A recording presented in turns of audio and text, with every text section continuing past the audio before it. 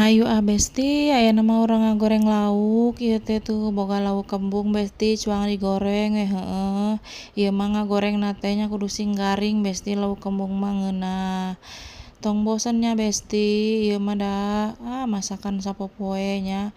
Engke teh bisi anu ngomong kieu nya besti, naha cenah bet ngagorengna teh lauk wae cenah, ditempo teh lauk deui. Moal nya besti moal bosen da di dieu mah karesepna ogenan lauk tuh. Digoreng sing garing itu geus garing kieu mah besti diangkat we tuh katerukeun tong poho tuh. Ngagoreng deui besti sagorengeun deui ieu teh. Tuh. Ieu mah menu andalan sapopoe nya lauk ieu teh.